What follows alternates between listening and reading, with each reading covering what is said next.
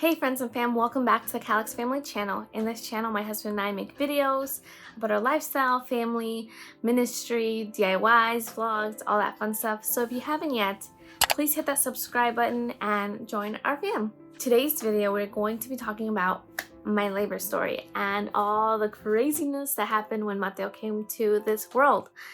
So as April is known as a Cesarean Awareness Month, we want to give a shout out to all you moms who've had a C-section. You're not alone. Guys, my neighbor decided to fix his car today. Kids are running everywhere. So, like Chicago is never quiet. Sorry for the background noise, but let's get started. So I was pregnant when I graduated college back last April, and my due date was Christmas Day, and pregnancy was super awesome. Yeah, I had morning sickness symptoms, but things that just kind of come with pregnancy, but overall I had a pretty good pregnancy, pretty healthy. I gained about 18 pounds, so it wasn't too bad. I didn't have any issues. I had a scare once when I was 5 weeks. I had vaginal bleeding and I thought I had lost the baby, but we were able to hear his heartbeat. So we did everything we could on our part to care for our baby, to care for my body, to learn, to take, all these things. And God surprised us. It was really crazy. So I was 37 weeks. We got our car seat in the car, and I had an appointment that Monday, and they just said, hey, your blood pressure's a little high. That's kind of weird, but it's not a big deal. By Thursday, we'll just check it again and see if everything's fine. So I went in Thursday with my husband, and it was really high compared to Monday. It just progressed really fast. And by then I was seeing spots, like little dots in my vision here and there. They're like, okay, we're gonna send you to the hospital. They're gonna do some labs, just check you out to make sure that you're okay. We go, we don't think anything of it. We go get Subway, we get to the hospital, and they tell us that I have preeclampsia, that my blood pressure keeps going up really high. And preeclampsia happens to many women. It's 1 in 10 women who have it. There's nothing that you do to get it, nothing you can do to prevent it. It's just something that happens. Before, people didn't know what to do with it, and what preeclampsia causes is seizures before, during, or after labor. And so it can be very scary. Unfortunately, some moms lose their lives. The only way to get rid of it is by going through labor. So what they do is they induce you and you have your baby so that you don't have preeclampsia anymore. The good thing, I was full term. I was 37 weeks and 1 day. Mateo was well developed. He was fine to come out. The only thing is I'm like, oh, I'm gonna get induced. This shouldn't be too bad, right? I get to see my son sooner.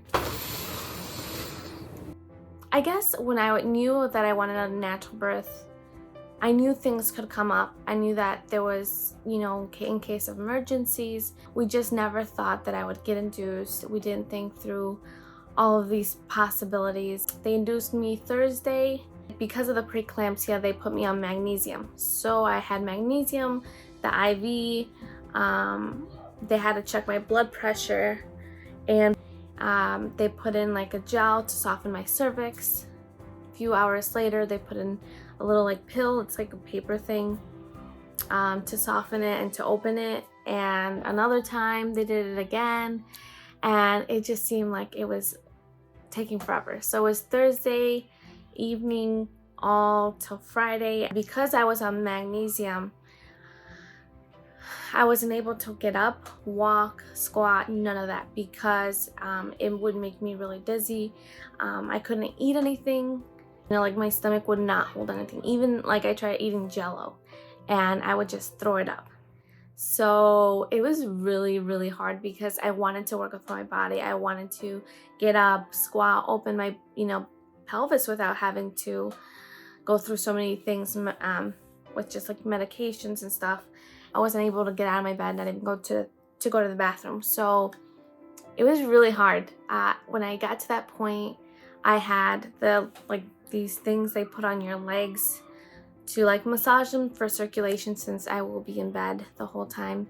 So I had that on my left foot, my right foot. I had a catheter since I couldn't go to the bathroom, and they had to check my urine, measure it just to make sure that my kidneys were working due to all the medications that I was on. Then I had the thing that calculated my blood pressure. On this side I had the magnesium, the IV, and then on my stomach was the contraction monitor and the baby monitor. So seriously, like, I was wired everywhere. They took out blood like every 6 hours. Couldn't move much, and it was really hard. By this point, I was having a hard time because I felt so out of control. And if anyone knows me, my personality, I love being in control. And I think that God allowed all of this to happen to really teach me something that is so valuable, and that is to trust Him. And so during this time, Hector and I were praying. He was reading scripture to me. By Friday, my water broke. They put like little balloons in there to open it up, and that's when my water broke. It was getting rough. Honestly, my husband is a God-sent gift. He was there with me day and night. My sister, my mom were there to support me. So since my water broke, things started getting better. I was progressing, but it was very, very slow, because with being induced, you're fighting your body. Your body's not ready for the baby to come out, but you're telling it to be ready. Already that puts you at a rough spot. Then for me to be on magnesium, not being able to work with my body was even harder.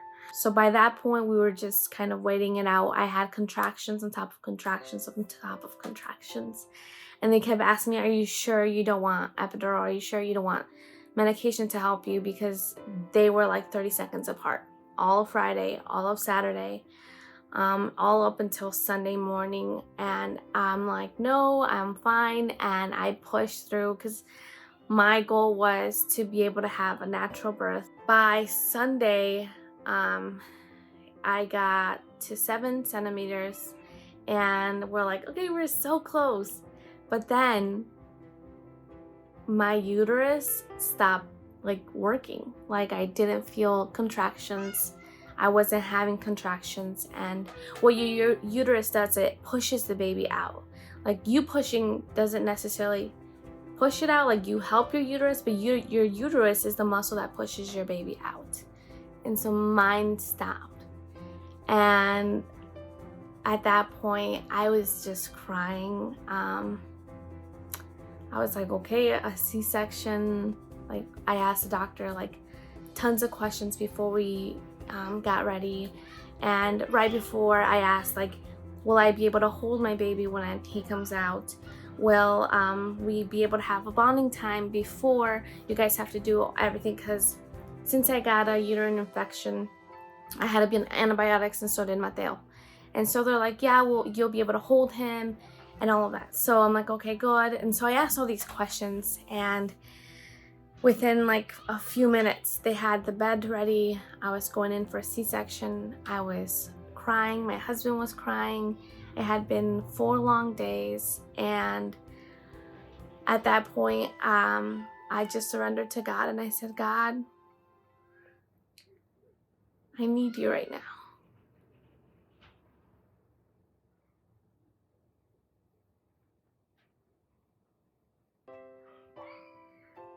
My husband's a champ.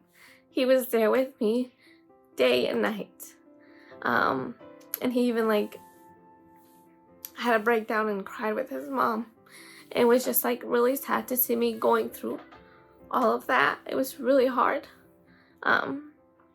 And so we went into the C-section, and I remember laying on that bed just praying and asking God to be my doctor, to be there with us, that in the end, all that mattered was that I was healthy, that Mateo was healthy, and that he was there, that he's been faithful. But I know that during that time was really hard. I know I'm saying this now because I'm 4 months postpartum, and it's easier said now than then. But at that moment, I had to just trust God because things were out of my control.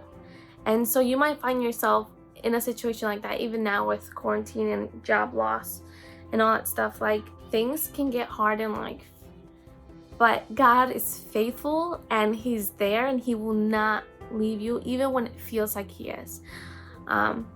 He will always be with you. The Bible tells us the Lord is my helper, and He says I am always there with you. And so we need to know that we're not alone, that we can cry out to God.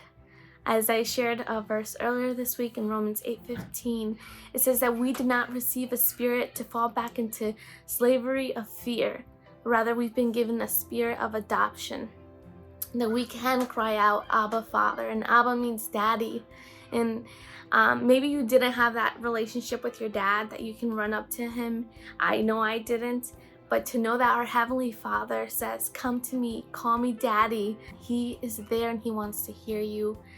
And so I just want to encourage you that no matter what your labor story was like or will be like, I know with first-time babies it can get scary. I've been there. But God is faithful, guys.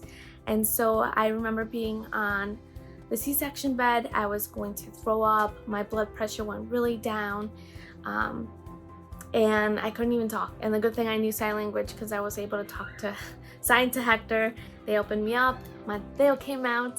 And I want to say it was this emotional, exciting, beautiful thing. But I was so drugged. I was on so many medications that it was really hard to have that first, like excitement. And I think that was one of the really hard things that I wanted with a natural birth, was just that, physical touch. But the doctor actually said because my blood pressure went down, he wasn't able to be with me, so they just let me kiss him and take a picture, and that was it. So they took him, and during this, Hector was able to go with him. And during the C-section, the doctor's like, her uterus is so floppy, like it overworked itself. And so the other doctor's like, knead it in like a bread, And I'm there like listening, like, am I supposed to be hearing all this? And all I hear is quick, quick, quick. I'm like, what? And so, yeah, that was an experience. So once the C-section was over, I went back to my recovery room and I asked the nurse, I remember asking her, where's Hector and the kid? And that's when it really hit me. I didn't realize it then, but I feel like the C-section kind of like, I felt a disconnect, like almost like someone stole my pregnancy. I remember I looked down at my belly and I was like, where is it? And to call my baby, the kid, I sensed that disconnect right away. And if you're a C-section mom, you probably know what I'm talking about. It's really hard when you're not able to actually see your baby come out, go through the natural way that God made it to be. And I asked the nurse, can I please go, see my baby? And she's like, yeah, in 4 hours. And I'm like, what? I asked the doctor like 50,000 questions and nothing that I had asked was being done. And it was really hard. But thankfully, after some time, I was able to have skin on skin, breastfeed, and breastfeeding is a whole nother experience, a whole nother journey. It was really hard. But after that Sunday, so I had him Sunday, I stayed at the hospital all the way up until Wednesday. We got to see a total of 12 nurses throughout our whole time there that had 12-hour shifts. And Hector got really sick. He had a fever. They sent him home. And I remember when Hector got sick, I was singing to Mateo a song that we sang to him when he was my belly. And it's from a psalm. It says, this is the day that the Lord has made. Let us rejoice and be glad in it. And as I was singing that to him, the word itself ministered to me. And I'm like, God, thank you that we're alive. Thank you that we're healthy. And these 3-4 months have been a recovery, just asking God to help me heal from it physically, but also emotionally. God has been so faithful in showing us how He was there, He is here. And with time, through breastfeeding, God has healed that disconnect, and I'm able to connect with my son through breastfeeding. And I love it. Love it so much to be able to connect with him in that way, to nourish him and love him and just sit down and feed him. It's just amazing. And if you're a mama, God has made you so beautifully. And no matter if you had a natural birth, a C-section, I know with C-sections, women feel attacked that their body didn't work the way it's supposed to, but you are still a woman, you are still a mom, and that does not define you. God gave you that little sweetheart, that little baby for you, and He's going to use you in awesome ways. And labor is just a tiny bit of a lifetime with your baby. So moms, keep living out your calling as moms, and be proud of your scar. If you are a mama out there that has had a C-section, as my friend shared a post with me, that C-section scar is a battle wound, but something to be proud of. Wear it like a badge. Because of that scar, you're able to love on your baby, change his diapers, kiss his little cheeks. And that is what I'm thankful for, that I'm still able to enjoy my little one, that I didn't have a seizure, that I didn't have to go through anything like that. And in the end, we are just so thankful to God for life. And so, mamas, we love you, we care for you, and may you be encouraged through this story. I just want to do a big shout out to my husband. Honey, I love you. You're an amazing dad. Thank you for being there for us, for me, for Mateo, for changing his diapers when I was recovering, for still being there singing songs to him. We love you so much, and we are so thankful for your strength, for your patience, for caring for us, for loving us. We love you so much. Thanks for being a great dad. That's our story. Thank you so much for watching. And if you are going to be in labor soon, I know that during this quarantine time, it can be really scary not knowing what to expect. But please leave in the comments below, and we will sincerely pray for you. And if you need anything, guys, please reach out. We love you so much, and may God bless you. We'll see you next time.